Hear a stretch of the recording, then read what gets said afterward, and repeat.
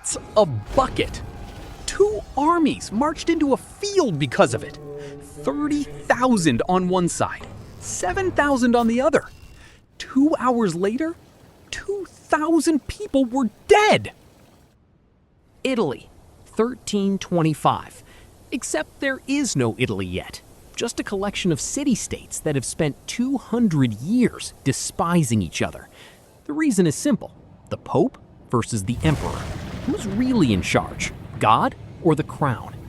Bologna is with the Pope. Modena is with the Emperor. This stopped being politics a long time ago. It's religion, money, and a hatred that fathers hand down to their sons. Every few years, raids on border villages, burned fields, seized caravans. Century after century, generation after generation. In September of 1325, Modena seized the castle of Monteviglio. Not just a border outpost, control over the main trade route between the two cities. Whoever holds the castle holds the money. Bologna demanded the castle back. Modena told him to get lost. Bologna raised an army. So did Modena. November 15th, 1325.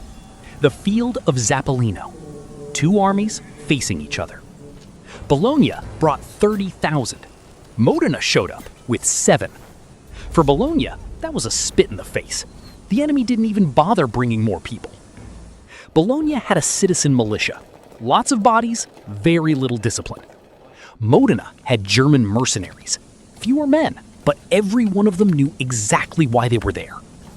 Modena didn't wait. Part of the army pushed forward, as if charging head-on. Bologna reacted and advanced to meet them.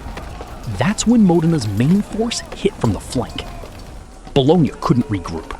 The militia collapsed into itself. 30,000 men began crushing each other. The battle lasted 2 hours. Bologna broke and ran. 2,000 men were left in the field. The victors entered the city. Among everything they could have taken, gold, weapons, livestock, someone pulled a plain wooden bucket out of a well and ordered it brought along.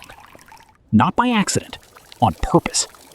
A bucket from the well of a defeated city isn't a trophy. It's a message. We humiliated you. On the way home, Modena's army stopped right beneath the walls of Bologna and held a parade, bucket on full display.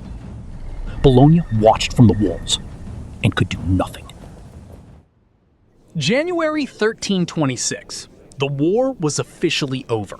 Both sides finally sat down to negotiate. Modena gave everything back. The captured castle returned. The prisoners of war returned. The border territories returned.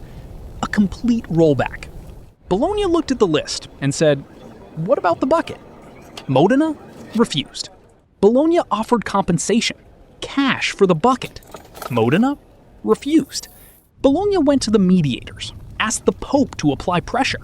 Modena refused. Not because the bucket was worth anything. It was worth nothing. Plain oak with an iron rim. A bucket like any other. But giving it back would mean admitting the whole humiliation was just a joke. That the parade under the walls was pointless. Modena had no intention of admitting that. The bucket stayed in Modena. Bologna never came back for it. 300 years after the battle, an Italian poet named Alessandro Tassoni opened the chronicles, read about the bucket, and realized this is too good to let disappear.